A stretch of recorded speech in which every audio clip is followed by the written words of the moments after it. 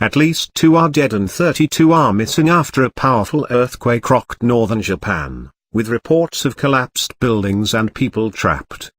The magnitude 6.6 earthquake hit shortly before 3 a.m. local time, 112 kilometers south of Sapporo City on the island of Hokkaido. It struck at a shallow depth of just 33 kilometers.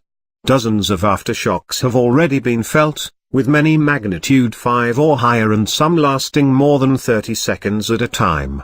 Authorities have warned people of at least a week of aftershocks to come, and the government has set up an emergency task force to respond to the situation.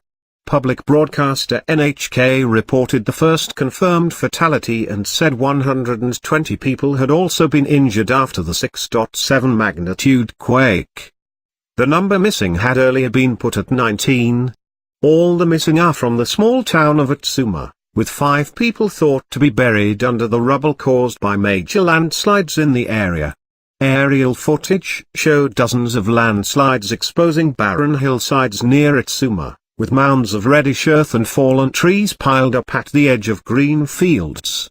The collapsed remains of what appeared to be houses or barns were scattered about.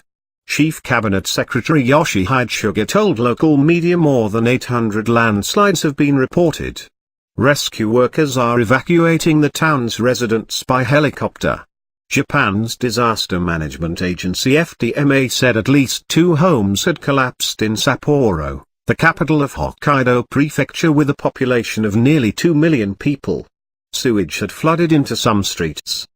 The entire island was without power after Hokkaido Electric Power Co. said it conducted an emergency shutdown of all its fossil fuel-fired power plants following the quake.